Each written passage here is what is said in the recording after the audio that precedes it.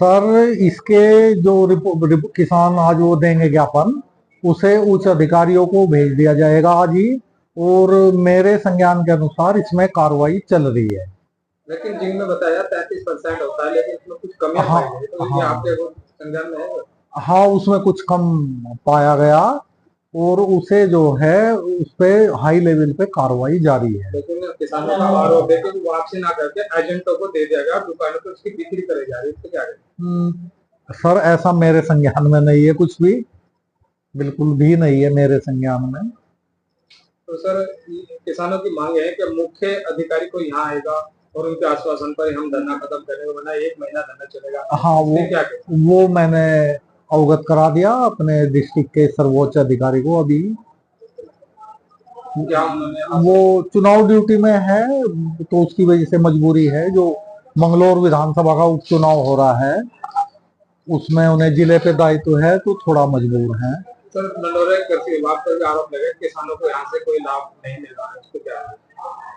ये सर हमारे न्याय पंचायत लेवल पे कर्मचारी हैं, जितनी भी न्याय पंचायत हैं उन पे हमारा एक सहायक के रूप में चतुर्थ श्रेणी और एक एडीओ रैंक का अधिकारी तैनात है। और वहाँ रेट लिस्ट चिपकी हुई है सभी विकास उन पे न्याय पंचायत कार्यालयों पे।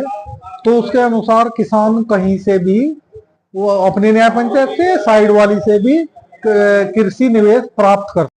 अगर लाभ की बात करें जी, देखो किसानों को अनदेखा करा जा रहा, किसानों का बिल्कुल बराबर शोषण करा जा रहा। और हमारे कुछ किसान भाई भी ऐसे हैं कि जो जागरूक नहीं है। हमारे किसान भाई को भी जागरूक होना चाहिए, अपने हक की लड़ाई लड़नी चाहिए और अपने हक की पहचान करनी चाहिए। कितने दिनों से आपका उत्पीड़न हो रहा है, तो अभी तक किसान क्यों नहीं जागरूक? देखो जी, उत्पीड़न तो लगातार किसानों का चलता ही आ रहा। ये बहुत बड़े दुर्भाग्य की बात है। हमारा देश एक कृषि प्रधान देश है, पर इसका जितने भी विभाग है अक्सर शोषण करते आए हैं। और अगर किसान एकता हो गए, हम सभी किसान संगठन को ये कहते हैं कि भाई अपने किसान भाइयों को सबको जागरूक करो और किसी भी किसान का शोषण ना हो, उसके लिए एक आवाज उठाए, सभी मिलकर एक आवाज उठानी चाहिए। सही है, एसडीएम के द्वारा टीम गठित करके उन जो 8-9 प्रोडक्ट थे उनकी जांच करी गई, उनमें कोई गुणवत्ता नहीं पाई गई। 2-3 प्रोडक्ट ऐसे हैं जिसमें जिंक वगैरह, जिसमें 3% के करीब गुणवत्ता है। नहीं, सारा मिट्टी के सामान, वो जो प्रोडक्ट थे सारे मिट्टी के सामान थे। और वो कृषि विभाग में कोई यहाँ पे किसी के नाम से कोई कंपनी चला रहा, उसने उसमें कराओ कई सौ करोड़ रुपए का घोटाला है वो उसमें उसने दिया वहाँ पे। इसमें किसी किसान को भी लाभ नहीं मिल रहा। यहाँ पर तो चुनिंदा लोग हैं जो यहाँ से लाभ लेते हैं, इनके एजेंटे में लाभ लेते हैं। और दूसरी बात ये मैं कहना चाहता हूँ आपके मीडिया के माध्यम से, कुछ डीलर यहाँ पे कृषि विभाग से जुड़े हुए हैं, वे सिर्फ जो कृषि यंत्र 80,000 रुपए का है उसे 1,20,000 रुपए का दे रहे। पहली बात तो उन डीलरों के उनके जो लाइसेंस है निरस्त किया जाए और आम जो सामान बनाते हैं कृषि का उनसे उनके रेट ले जा। हमारी ये रहेगी कि एक तो जो घोटाला हुआ है कई सौ करोड़ रुपए का घोटाला है, इसमें एसआईटी गठित होगा और जेल जा। और जितना किसानों का दवाई दी गई हो, मिट्टी के सामान दवाई दी गई हो, बिल्कुल मिट्टी है, उसकी जो है ना भरपाई हो। 400 करोड़ रुपए के करीब का घोटाला है, 400 करोड़ रुपए किसानों को वापिस हो। इसके अलावा भी कहीं और धरना है आपका? इसके बाद तो हमारा यही धरना चलेगा और अनिश्चितकालीन धरना चलेगा, इसका समाधान अगर नहीं होता। इसके जो जिला कृषि रक्षा अधिकारी है उन्हें इस चीज का संज्ञान लेना चाहिए था। इसके बाद भी हमने सुना कि इस घोटाले के बाद में एसडीएम के द्वारा जांच करने के बाद भी उस मध्य प्रदेश की कोई कंपनी है उससे जिंक वगैरह और खाद वगैरह लिया गया। और जो दुकानें, जो कृषि रक्षा अधिकारी का काम है दुकानों की चेकिंग करना, कृषि विभाग में जो जिंक वगैरह आ रहे हैं, दवाइयां वगैरह आ रही है, उनकी जांच करना। लेकिन ये इतने निष्क्रिय अधिकारी हो गए कि इन्हें बस घोटाले पे घोटाला अपना करते आ रहे हैं। अगर कोई अधिकारी नहीं आता तो कब तक धरना चलेगा? हमारा अनिश्चितकालीन धरना चलेगा। अगर 1 महीना यहाँ पे जिले का मुख्य कृषि अधिकारी नहीं आता, हमें आश्वासन नहीं देता एसआईटी गठित करने का और उसे जेल भेजने का जो इसमें दोषी है, तो हमारा धरना जिला अध्यक्ष जी के नेतृत्व में चलता रहेगा। और किसानों से क्या मांग करेंगे जो जिले के किसानों से तो यही अपील है कि अपना हक लेने के लिए कृषि विभाग में आना चाहिए, जागरूक होना चाहिए और यहाँ के जो कि इनकी कृषि अधिकारियों की जिम्मेदारी गांव गांव गोष्ठी करने की, जानकारी देने की, वहीं जानकारी नहीं देते, जाके वहां पे किसान को पता ही नहीं है कि हमें लाभ क्या मिल रहा। पूछ लो किसी किसान से भी, एक भी किसान से पूछ लो, आप कोई कह दे कि किसी गांव में गोष्ठी हुई जानकारी देने की कृषि विभाग की। पहले तो पत्रकार बंधु आपका धन्यवाद।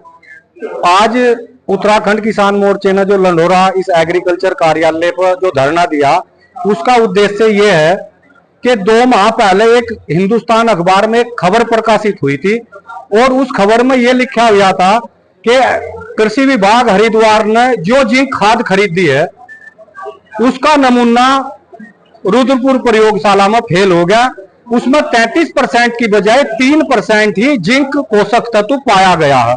ये किसानों की, जनपद हरिद्वार के किसानों के साथ एक बहुत बड़ी धोखाधड़ी है और किसानों को वो जिंक खाद सप्लाई भी हो चुका है।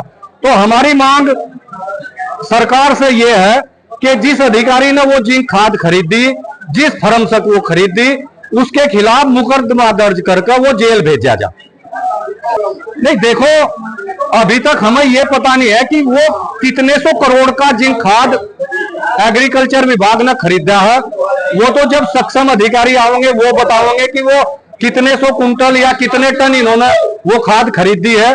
हमें तो हिंदुस्तान अखबार में जो जानकारी मिली उसी को जानकारी को हम माध्यम बनाकर आज हमने एग्रीकल्चर कार्यालय पे ये धरना दिया। ऐसा आज जब हम यहाँ आए तो कोई सक्षम अधिकारी नहीं, और एग्रीकल्चर विभाग के अधिकारियों का तो जिले में ये हाल हो रहा है कि वो किसान से बात करने को भी तैयार नहीं है। अगर आपकी समस्या नहीं सुनी जाती तो कब तक धरना चलेगा? अगर हमारी समस्या का समाधान नहीं हुआ और कोई सक्षम अधिकारी आकर इन हमारे किसानों को संतुष्ट नहीं कर पा तो ये धरना अनिश्चितकालीन चलेगा। सुना जा रहा है कि अधिकारियों को भी आप बाहर नहीं निकलने देना और तालाबंदी करने का। नहीं, वो तो अगर एग्रीकल्चर विभाग के अधिकारियों का किसानों के प्रति रुख सकारात्मक नहीं रहा तो किसान संगठन मीटिंग करके तय करेगा कि आगामी वो रणनीति में क्या कदम उठाओ।